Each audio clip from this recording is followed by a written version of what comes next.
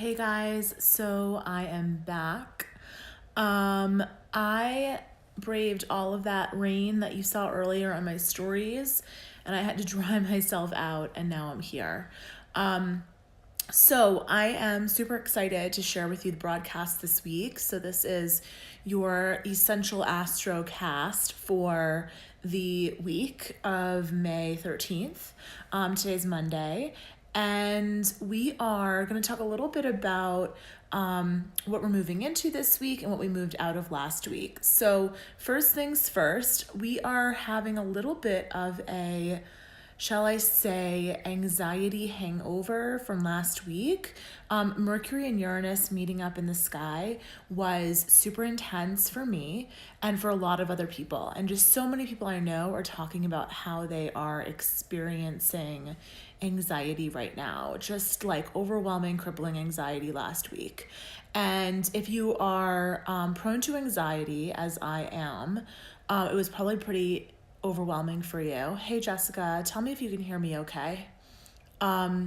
So, yeah, last week was very anxiety ridden with Mercury and Uranus meeting up, and then Venus was very stressed.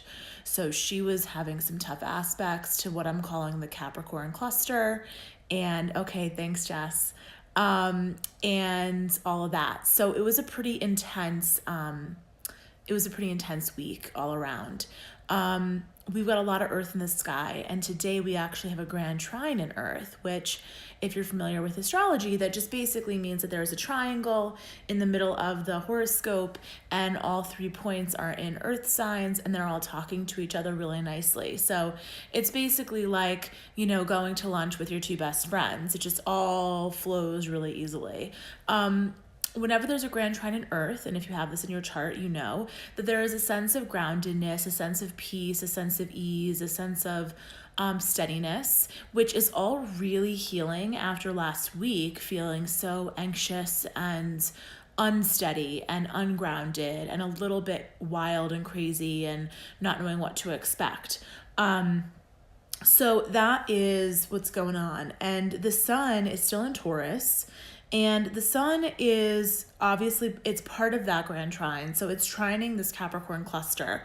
Saturn, Pluto, and the South Node are in that cluster in Capricorn. And, it's interesting. The sun trining that is really helping us get things done this week. It's helping us put some stuff into action. So just because Saturn is retrograde and Pluto is retrograde, do not use that as an excuse not to do stuff, not to take action, because those outer planets do go retrograde for a good portion of the year.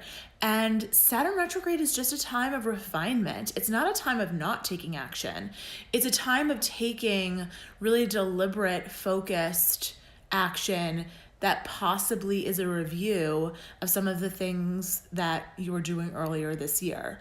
It's not a time of sitting back and using it as an excuse not to do stuff. In fact, I think this week we have so many sweet aspects that it's a really great week to put things into action. We also are moving toward the full moon this weekend. So if you know about the moon phases, then you know that between the new and the full moon is when you want to take action and initiate new things. And then between the full and the new moon is when you kind of want to go a little bit internal and allow yourself to receive and consider what you can let go of. So bringing new stuff in is always between the new and the full moon, and then letting things go is always between the full and the new moon. Now, don't let that be some weird thing that scares you and tells you you're never going to initiate between the full and the new moon, because you can. It's not that you can't, but you're going to have the most power behind you when you do it in that first half of the moon cycle. Between the new moon and the full moon. Because the moon, think about it, it's waxing, it's getting bigger, it's coming to its full illumination in the sky at that full moon state, okay? So with that said, we are in this phase of revving up all week toward the full moon this weekend.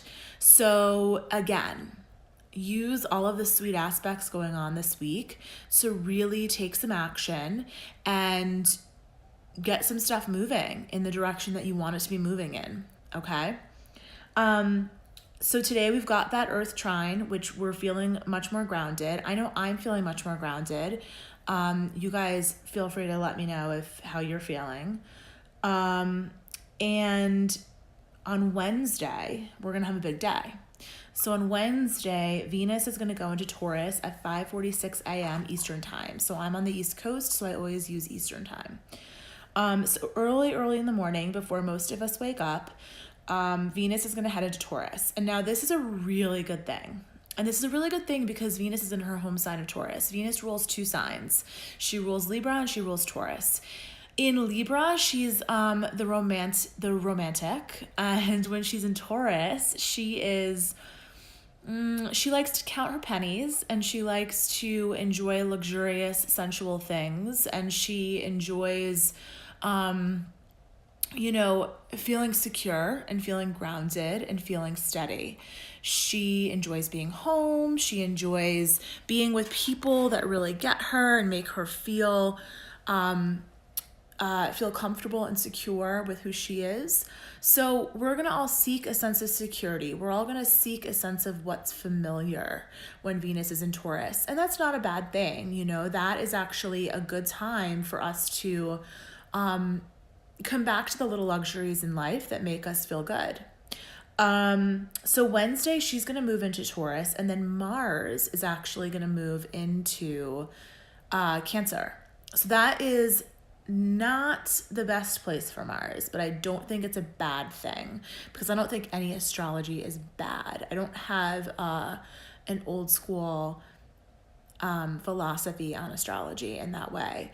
So I think Mars in Cancer is actually gonna kind of feel good after Mars being in Gemini, because part of the reason that last week was so challenging was not only because Venus was being challenged and she was in Aries, or is in Aries still, and doesn't like being there, but Mars was opposing Jupiter, and that was giving a little bit of fierceness to the whole thing. Not necessarily bad, but just there was a lot of energy. Mars in Gemini is a lot of energy, and whenever Mars is in Gemini, it's asking us to make a choice of some sort, because Gemini is the twins, it's duality. Mars is taking action, okay? So I think Mars going into Cancer is going to be like a feeling of let us just chill the F out for a little bit. Mars in Cancer is going to make us probably pretty motivated around doing things at home, around getting our home together, maybe doing that final spring clean out, maybe just feeling like you want to make things. I mean, with Venus in Taurus and Mars in Cancer, we're definitely going to be motivated to spend a little time at home and make home a little bit more sensual and a little more tactilely pleasing. And Taurus really likes to feel nice fabrics and to have beautiful sheets and to have nice towels and all of those like sensual experiences, the tactile experiences. So Mars is going to go into Cancer at 11:10 p.m. on Wednesday. So the beginning of the day, we'll have that Venus move. At the very end of the day, we'll have Mars move. And then these two are making a very pleasant aspect toward one another all week, which is called a sextile. Not particularly profound, but they're just talking really nicely and having a really nice time. And whenever Venus and Mars have a really nice time together and they're talking to each other in a sweet way, it usually means that our relationships in our life are a little bit, they flow. Because especially relationships that are romantic, that have a polarity, and I always talk about this, Mars is the masculine, Venus is the feminine, but that doesn't mean that you have to be in a heterosexual relationship. In all relationships, there is a polarity, right? So like a masculine energy and a feminine energy, and someone takes one or the other, the yin and the yang, if you will. It's going to be interesting because Mars will be in Cancer and Venus will be in Taurus, and those are both very yin signs. So we're going to have a lot more feminine energy. So I'm actually thinking this is going to be really positive and really grounding after the past few weeks that we've had that have felt a little bit uprooted, unsteady, and like unexpected surprises happening. Now, speaking of unexpected surprises, Venus is going to be entering Taurus and then will be meeting up with Uranus, which is in the early degrees of Taurus. So we might have some surprises around relationships. Venus is not just romantic relationships, it's our social relationships. It's our relationships with other women. It's how we relate to other women. It's how we relate to our money. Venus rules money, and Venus rules money in particular when she's in Taurus. So this is really going to be, there might be some unexpected expenses that come up, and there might be some unexpected windfalls of money that flow your way when Uranus and Venus meet up. You might just be open to there being some surprises later in the week when Venus and Uranus get together. Now, there are not any strenuous aspects. Venus and Uranus are not going to be involved in any strenuous aspects, so I don't think it's going to be bad stuff. I think it's really going to be good stuff, and I think it's going to be stuff that we want to experience and that will help us move forward on our path. And then Thursday and Friday, we have what we call a yod in the sky. That's the finger of God. And I have this in my chart, and many of you probably have it in your chart. Not many, but some people have it in their chart. And it's just an aspect that basically means that God is pointing at something in the horoscope. And the finger of God will be between Mercury, the North Node, and it'll be pointing at Jupiter. And so that says to me that Thursday, Friday is going to be a little bit of a lucky day for us. So check out where Jupiter is in your chart, because you might have some luck in that aspect of your life. So Jupiter, is in Sagittarius this whole year. And Jupiter in Sagittarius is just like, is in its home sign. It's having a blast. It's like really good energy. It's such a good light energy to have in concert with this Pluto, Saturn, Capricorn energy that we have all year, which is really heavy. So that Jupiter and Sag is really lightening things up for all of us. And so on Thursday, Friday, when there's a yod in the sky pointing at Jupiter, I think we're going to be feeling really good. I think it's a really sweet aspect. And I think it's a lucky aspect. And luck doesn't necessarily mean that you won the lottery. Luck is, small miracles that show up in your day. Luck is the other day I walked down 86th Street and I looked down and saw a heads up penny on the ground. That is a lucky moment. It doesn't have to be a big thing. It can be a small things. It could be leaving your house late but still arriving to work on time. So look on Thursday and Friday, be open to seeing the miracles in your life. Be open to seeing the little moments of luckiness that you do experience. And then, Thursday we have a void moon all day. So, I would say on Thursday, for those of us on the East Coast, we are going to have a void moon all day. So it's not a day to put something to initiate or begin action on something. It's a great day to do some healing work. It's a great day to make your schedule light. It's a great day to receive. I talked about how this week we've got Venus and Mars moving into those yin signs, and there's going to be a shift into an energy of the feminine, and the feminine is about being able to receive. And one of the things I teach my clients a lot about is that, we don't always have to be forcing things. We don't always have to be pushing. We don't have to always be pushing or straining to make things happen. We have to be in flow with the universe. We have to be able to receive just as much as we're able to give. And that is part of having an abundant mindset, being able to give and being able to receive. So on Thursday and Friday, I would focus on being able to receive and being open to noticing where you are receiving abundance in your life.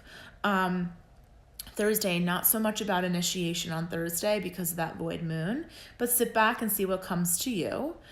Do let your schedule be a little bit light if you can. And on Friday will be a great day for initiation, because Friday will still have that yod pointing at Jupiter, which is lucky, but we'll also have, the moon no longer void. So that will be good. And then we've got Saturday, the full moon. So the Saturday is going to be the full moon at 5:11 p.m. and it's going to be in Scorpio. And so here's the deal with Scorpio moons.